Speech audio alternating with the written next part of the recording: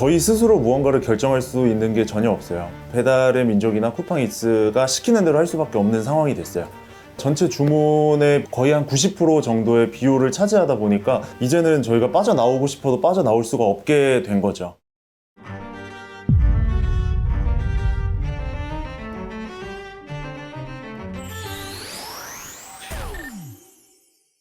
사회학의 시선으로 사회 여러 문제를 파헤치는 작가 오찬호입니다.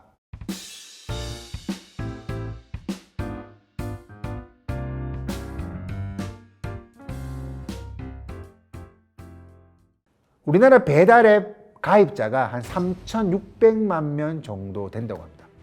우리나라 인구를 생각을 해봤을 때 거의 스마트폰을 사용할 수 없는 사람들을 제외하고는 거의 배달앱을 다 하나씩 가입하고 있는 듯한 느낌을 우리가 받을 수가 있습니다.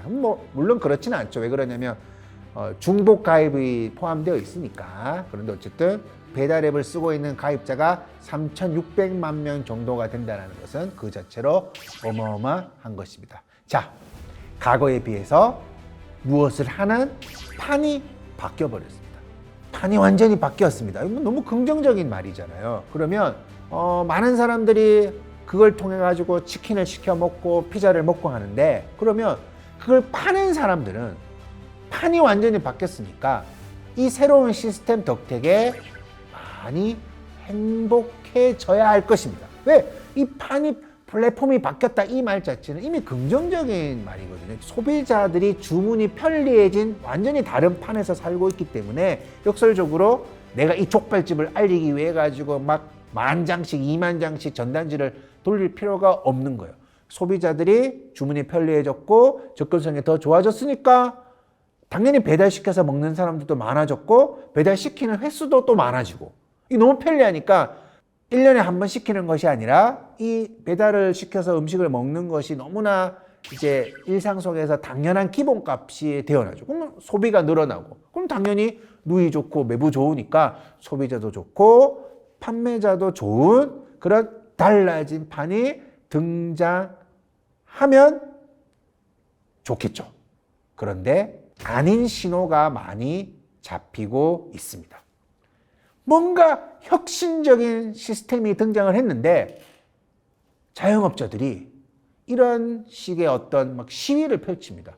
더 이상 배달앱의 노예로 살지 않겠다. 그러면서 그 배달앱 보이콧을 선언하기도 하는 거예요. 너무 재밌잖아요. 아니, 배달앱을 보이콧을 해버리면 많은 사람들이 그 배달앱을 통해서 주문을 하는데 돈을 못 벌잖아요. 그런데 왜 그러는 것일까요?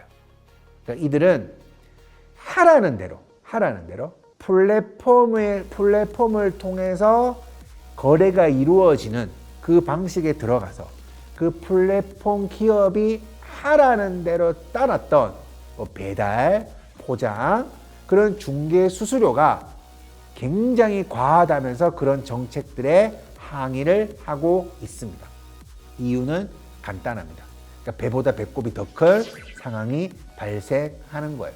수수료 자체가 너무 이거는 감당하기 힘들 만큼 비싼 경우가 많이 있습니다. 자, 그런데 가게 주인분 자체가 이미 그 가게를 만들어내는 과정에서 프랜차이즈 본사와의 여러 가지 계약들, 그리고 그 중에는 굉장히 불공정하다고 여겨지는 계약들이 많이 있거든요. 그 과정에서 나가는 돈이 굉장히 많아요.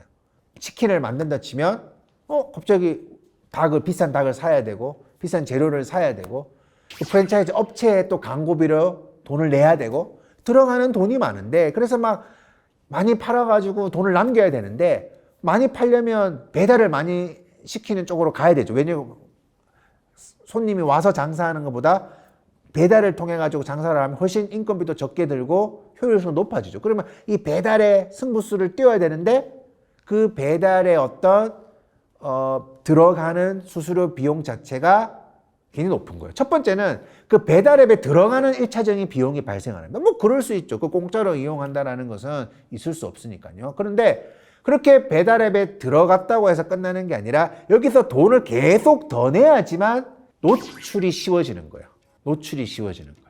누군가가 치킨이라고 검색을 했을 때 내 치킨 가게가 그 근처에서 그 소비자의 눈에 빨리 보이도록 하기 위해서 비용을 계속 더 내야 하는 거죠.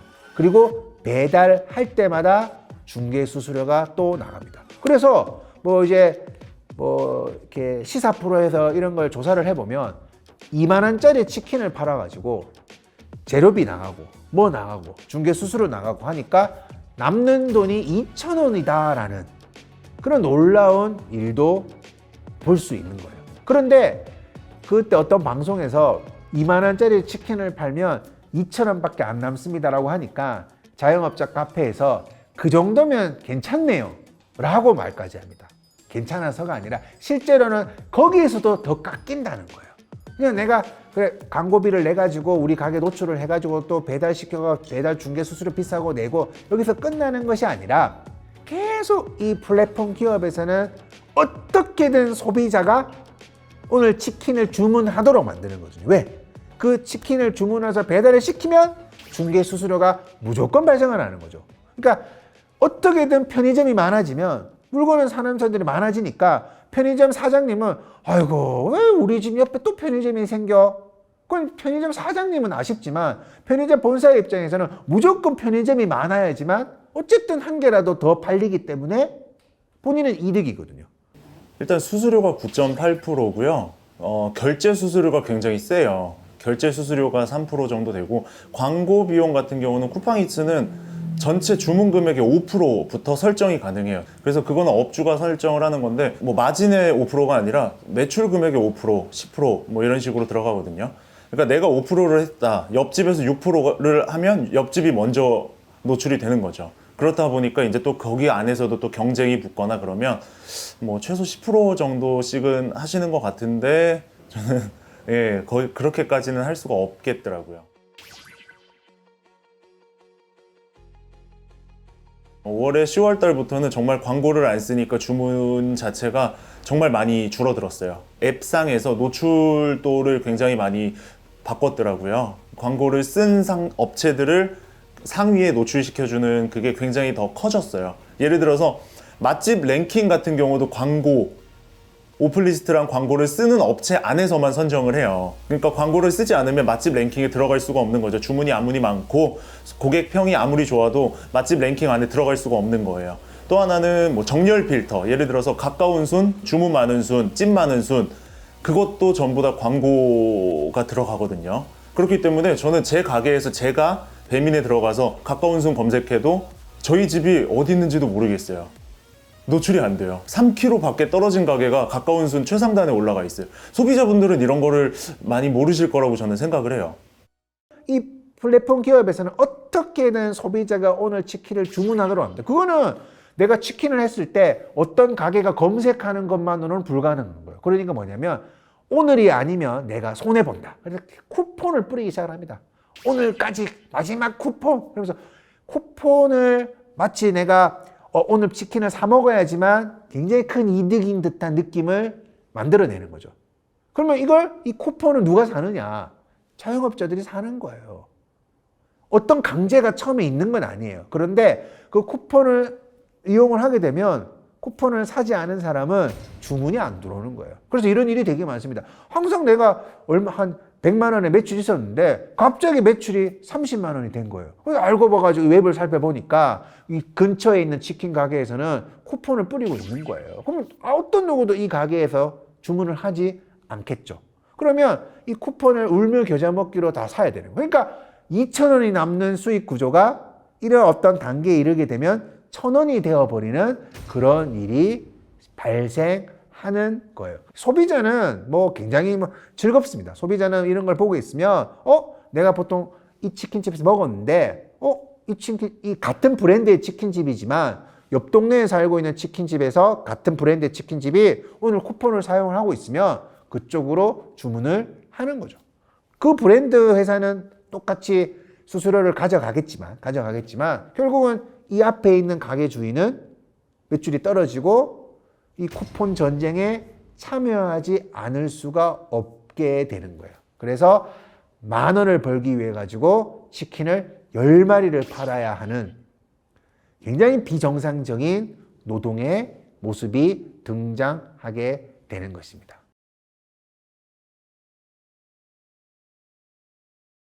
아무래도 많이 나죠. 주위의 모든 상점들이 그렇게 하는데 나만 안 한다? 그러면 저는 살아남을 수는 없을 것 같아요. 그렇기 때문에 이 쿠폰 전쟁이라는 것도 어렵고 민감한 부분인 것 같아요. 그래서 예전에는 뭐 이런 것도 있었어요. 뭐 주위 상점들이 전부 다 쿠폰을 안 하는데 배달앱 측이 한 가게만 선정을 해서 그 가게에 임의로 쿠폰을 넣어버리는 거죠. 그러면 이 업주는 자기도 모르는 사이에 자기 가게에 쿠폰이 걸려 있고 같은 프랜차이즈가 근처에 있을 거 아니에요. 그러면 이 집만 쿠폰을 하니까 다른 집들의 주문이 다 여기로 가고, 그러다 보니까 다른 집들도 쿠폰을 쓸 수밖에 없고, 이런 문제가 있었거든요. 배민의 은혜라고 불렀었고 뉴스에서도 나왔었던 것 같아요. 그게 만약에 문제가 있으면 안 하면 되잖아요. 거절하면 됩니다. 그 웹에 안 들어가면 됩니다. 그런데 그러면 가게는 망합니다. 왜 그러냐면 어떤 누구도 지금은 그런 플랫폼 기업이 만들어 놓은 웹을 통하지 않고 가게에서 가게에 직접 전화를 걸거나 해서 음식을 먹는 경우는 지금도 존재는 하겠지만 과거에 비해서는 어마어마하게 줄어들어 있기 때문이죠. 만약에 내가 너무 부당해, 또 쿠폰을 써야 돼, 또 뭘 해야 돼, 또 광고 노출시키는데 또 광고가 필요해, 이게 너무 재밌잖아요. 그 웹에 가입하는데 돈을 내는데 소비자가 검색했을 때 등장하는데 또 돈을 내야 되는 거예요. 그럼 이게 너무 부당하다. 나 이런 거 안 해도 먹고 살 수 있어. 여기 뭐 배달 안 하면 내가 뭐 우리 가게 망하나? 뭐 그러면 버틸 수가 있겠지만 배달이 주 수입원일 수밖에 없는 가게라면 그것을 거절하는 순간 끝입니다. 왜 그러냐면 배달앱은 여러 개가 존재하지 않습니다. 배달기가 한 500개 정도 있으면 이런 결정은 시장에서 자유롭게 움직일 거예요. 그래서 공정한 계약을 맺어주는 웹이 살아남겠죠. 하지만 대한민국의 배달앱은 독점 시스템입니다. 배달앱의 사용자 한 3,600만 명 정도 되는데 새 플랫폼 기업에서 대부분 다 가지고 있습니다. 그리고 여러분들이 가장 많이 사용하시는 한 배달앱을 운영하는 회사에서는 실제로 60% 넘게, 전체 배달앱 사용자의 60%가 넘게 그 고객들을 가지고 있죠. 이게 점유율을 60% 넘게 가지고 있는 거예요. 그러니까 단 세 곳이 우리나라 배달의 사실상 전부를 책임지고 있다라는 것도 독점 중에 독점인데 그 세 중에 한 곳이 그 중에 60%를 더 점유를 하고 있다면 이거는 뭐 베스트 오브 독점이죠. 쉽게 말해가지고. 그러니까 문제는 독점이 되지 않는다면 뭐 이건 본인의 선택 아니냐, 자유시장 경제에서 만약에 계약이 불공정하다면 자영업자들이 기업을 선택하지 않을 것이고 그럼 당연히 그 기업은 망할 것이고 의미가 있으니까 선택하고 살아남는 거 아니냐라고 할 수 있습니다. 독점이 아니라면. 그런데 독점된 상황에서는 이런 모든 논리가 적용되지 않습니다. 오히려 불공정한 것도 어쩔 수 없이 돌아가는 그런 일이 발생하게 되는 거죠. 자영업자가 이 웹에, 즉 플랫폼의 노예가 될 수밖에 없는 것입니다. 그래서 계약 맺기 싫으면 안 하면 되잖아, 이렇게 말을 할 수가 없는 거죠. 자, 여기에서부터 이제 우리 어떤 사회의 토론이 잘 되면 좋은데 쉽지 않습니다. 왜 그러냐면 이 기업들이 하루아침에 이런 독점적인 위치에 오른 것이 아니거든요. 그런 기업들의 성장의 과정을 보면 굉장히 많은 노력이 그 안에 들어가 있습니다. 굉장히 많은 시간이 들어가 있는 거예요. 그 시장에 처음으로 들어왔고 고객을 확보하고 그리고 그 과정에서 처음에는 뭐 이윤도 없었어요. 월급도 받지 않고 개발자들이 모여가지고 일을 했다라는 거죠. 그러면서 조금씩 어떤 뭔가 그런 것을 드러내기 시작을 하는데 시장을 확장을 할 때 또 재밌는 것은 굉장히 우호적인 정책을 펴는 거죠. 그러니까 가게 주인은 이걸 사용하지 않으면 바본 거예요. 뭐 이걸 사용하고 있으면 수수료에 대한 큰 부담도 없고 훨씬 내가 전단지 뿌리는 것보다 효율적으로 이윤을 확보할 수 있는 거예요. 왜냐하면 가게 주인의 입장에서 우호적으로 만들어 놓았기 때문이죠. 하지만 시장을 지배하는 어떤 독점적 위치에 오르게 되면 그때부터 수수료가 높아지게 지게 됩니다. 왜? 이 플랫폼을 이용하지 않고서는 장사가 할 수가 없기 때문이죠. 우리가 짚어야 할 지점은 여기입니다. 그러니까 어떤 기업이 시장의 독점적인 위치까지 오르는 그 과정은 존경할 만하죠. 엄청난 기술력이 있는 것이고요. 그 기술력은 하루아침에 생기는 것이 아니라 수많은 개발자들이 모여가지고 노력한 끝에 이 자리에 이르게 된 것이고, 당연히 그런 기업들이 돈을 많이 벌고 그 개발자들이 돈을 많이 버는 것, 그 회사에 다니는 사람들이 돈을 많이 버는 거는 당연합니다. 거기까지는 인정할 수가 있지만, 만약에 그 플랫폼 시스템 아래에서 벌어지고 있는 지금의 어떤 모습을 봤을 때, 지금 어떤 플랫폼 기업들이 독점을 하니까 실제 자영업자들은 너무너무 힘들게 살아야만 한다면, 노예처럼 살아야만 한다면, 이 시스템을 만들기 위해서 고생을 했으니까 저런 거는 어쩔 수 없다라고 과연 우리가 받아들여야 하는지에 대해서 고민해 볼 필요가 있습니다. 자, 이 독점적인 플랫폼 기업의 특징은 데이터가 엄청나다는 거예요. 그래서 그러니까 다른 기업이 이 기업을 그 이후부터는 이길 수가 없는 거예요. 데이터가 어마어마하기 때문에 사실상 뭐 단 3개의 플랫폼 배달 웹에서 이 대한민국 전체 가게에 대한 데이터를 다 가지고 있는데, 한 회사가 60%를 가지고 있다면 전국의 모든 가게의 매출이 다 실제로는 기록된다고 봐도 무방하죠.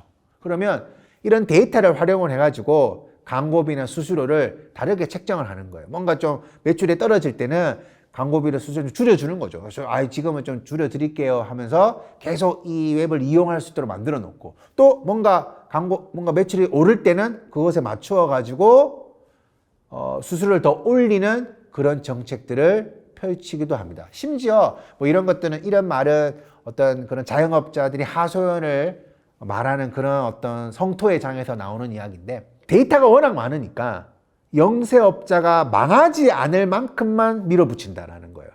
그러니까 이제 망해버리면 그 배달앱은 손해인 거잖아요. 한 명이라도 치킨을 더 팔아야지만 어쨌든 돈을 버는 구조이기 때문에, 그래서 망하지 않을 만큼만 이 정책을 밀어붙이는 거예요. 극한의 상황까지만. 그리고 너무 힘들었지만 약간 다시 또 심폐소생술을 하는 거죠. 수수료를 줄여주는 거죠. 그러니까 그런 건, 모든 것들은 데이터 양 자체가 어마어마하기 때문에 가능한 일입니다. 상생협의체에서 상생안이라고 나온 게 말이 안 돼요. 네, 뭐 자영업자들을 매출별로 이렇게 나눠서 뭐 상위 구간은 지금과 동일, 단 배달비가 올라가죠. 500원 정도가. 그러면 건당 500원이 올라가는데 500원은 고정된 거예요. 그러다 보니까 객단가 상관없이 500원이 올라가 버리면 그거는 굉장히 크거든요. 10,000원이면 5%예요. 20,000원이면 10%고요.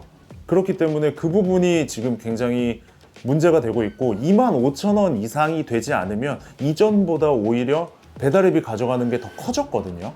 그렇기 때문에 이번 상생협의체 자체는 저는 문제가 있다고 생각을 해요. 물론 뭐 하위는 뭐 조금 수수료를 줄여준다는 하지만, 수수료 조금 줄이는 거, 2% 줄이는 거랑 배달비 500원 올리는 거랑 정말 말도 안 되거든요. 20,000원 기준으로 수수료가 2% 내려가면 400원이에요.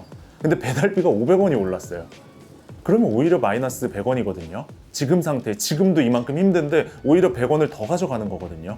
그렇기 때문에 저는 이번 상생안은 정말 말도 안 된다고 생각을 해요. 그러면 객단가 낮은 가게들은, 예를 들어 분식, 떡볶이, 커피, 디저트, 이런 가게들은 오히려 이전보다 훨씬 더 커졌거든요, 부담률이.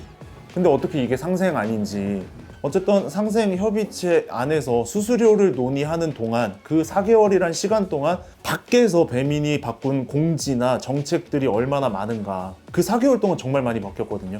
예를 들어서 오픈리스트 광고가 원래 3칸이었는데 이게 10칸으로 늘었어요. 그럼 광고, 뒤에서는 광고를 안 쓰면 장사를 할 수 없게끔 만들어 놓고, 상생협의체라는 곳에서는 수수료 1, 2% 가지고 얘기한 거예요. 완전 보여주기식 아니었나. 누굴 위한 상생협의인가. 플랫폼 기업이 아무리 자유시장 경제에서 성장을 했다 하더라도 독점을 하면서 저런 식의 어떤 약간을 만들어 놓는 것이 과연 공정한 사회인가? 자유시장이라는 것이 공정하지 않은 걸 마음대로 자유롭게 할 수 있는 것을 뜻하는 것이 아니잖아요. 아무도 이 플랫폼 기업이 어떻게 돈을 벌고 있는지에 대해서 진지하게 접근을 하지 않는 거예요. 그리고 조금만 그것을 좀 이렇게 강하게 접근을 하면 기업의 자유로운 어떤 활동을 방해하고 있다. 이런 식의도 비판을 받아요. 그래서 수많은 사람들이 이 플랫폼에 걸쳐 있는 뭐 택시 기사님들, 배달 노동자들, 수많은 사람들이 어느 순간 우리는 플랫폼의 노예가 되었다라고 자조적으로 말을 하고 있는 현실을 우리가 쉽게 볼 수가 있습니다. 지금 상황에서는 저희 스스로 무언가를 결정할 수 있는 게 전혀 없어요. 배달의 민족이나 쿠팡이츠가 시키는 대로 할 수밖에 없는 상황이 됐어요. 배달의 민족이나 쿠팡이츠가 전체 주문의 거의 한 90% 정도의 비율을 차지하다 보니까 이제는 저희가 빠져나오고 싶어도 빠져나올 수가 없게 된 거죠. 마지막으로 이 문제의 어떤 본질에 수많은 소비자들이 사실상 자영업자들이 힘들 수밖에 없는 이 구조에 동조하고 있지는 않았을까라는 질문을 좀 힘들지만 던져야 됩니다. 단지 이 자영업자들이 어떤 플랫폼 기업, 프랜차이즈 본사와의 불공정한 계약 때문만의 힘든 것이 아니라 그런 식으로 만들어진 그 자영업자들의 서비스의 모습, 빨리 배달을 해야 되고요. 뭐 이렇게 쿠폰으로 막 이렇게 항상 저렴하게 뭔가 제공을 해야 되고요. 거기에 길들여진 소비자가 그게 기본값이 되었을 때 그렇지 않은 경우에 지나치게 감정적으로 반응을 하기 시작한다는 거죠. 그러니까 수많은 자영업자들이 출혈 경쟁을 통해 가지고 소비자가 굉장히 편해졌는데 이 굉장히 편해진 거에서 조금만 불편해지면 뭐야? 아직도 이렇게 장사를 하는 사람들이 있네. 이것도 속으로 생각하면 괜찮은데 이 플랫폼의 세상에서는 이 나의 생각을 적극적으로 말할 수 있는 공간이 주어집니다. 왜? 이 플랫폼에서는 무조건 데이터를 많이 모으는 것이 중요하거든요. 그래서 피자 하나 먹고 그걸 별점을 1개부터 5개까지 쓸 수 있는 새로운 시대가 되는, 이거 얼마 되지 않았습니다. 그래서 뭐 피자 좀 맛없으면 오늘 맛 좀 그렇네. 피자 뭐 배달한 사람이 조금 그러면 아이고 뭐 오늘 배달하시는 분님 기분이 좀 그런갑다 하고 그냥 넘어가는 게 아니라 내가 의사 표현을 적극적으로 할 수 있게 되죠. 근데 여기서 너무 재밌는 게 뭐냐면 그렇게 적극적으로 할 수 있게 되니까 더 많이 눈에 보이는 거예요. 이거 뭐야? 이런 식으로 장사하면 되나? 이 가게 좀 그렇다. 아직도 사람이 뭐 계산서를 받네? 부터 시작을 해가지고 왜 이렇게 배달이 늦어? 거기는 쿠폰을 안 쓰더라. 즉 소비자가 잠재적 주인이 되어 있는 거예요. 자영업자가 가게 주인이 아니라 자영업자의 주인은 프랜차이즈 본사, 플랫폼 기업의 CEO가 실제로 잠재적 주인이 되어 있는데 여기에 소비자까지도 잠재적 주인이 되어가지고 어떤 이야기들을 하고 있는 거죠. 어떻게 보면 과도한 소비자의 권리를 행사하고 있는 것입니다. 지금 소비자들이 말하고 있는 그 권리의 대부분은 예전에는 그냥 뭐 내가 살면서 경험하는 그냥 일상 속 에피소드 같은 거예요. 그런데 지금은 다 별점으로 수량화해가지고 별점 3개, 별점 2개 하는 엄청난 힘을 지니게 되는 거죠. 역설적으로. 그래서 자영업자들은 더 친절해지고 더 어떤 강요받은 뭐 쿠폰 전쟁이라든가 이런 것을 거부할 수 없는 그런 일들이 벌어지고 또 이 친절함이 기본값이 되면 조금만 여기 안 맞으면 또 별점 테러를 하고 그것이 자꾸 악순환을 하다 보면 이 잘못된 세상이 소비자에게는 너무나 자연스러운 것처럼 느껴진다라는 거죠. 그래서 우리가 이 자영업자의 문제를 고민을 할 때 그냥 플랫폼 기업이 좀 문제가 많다. 이런 식의 어떤 갑을관계로서만 접근을 하는 것이 아니라 그 갑을관계에서 나오는 그 서비스를 수많은 소비자들이 좋아하고 있는 거 아니냐. 그래서 그런 서비스에서 조금만 벗어날 때 화를 낸 사람들은 소비자들 아니었는가. 이런 질문을 던져봐야지만 정말 상생할 수 있는 그런 사회를 우리는 만들어 갈 수 있을 것 같습니다.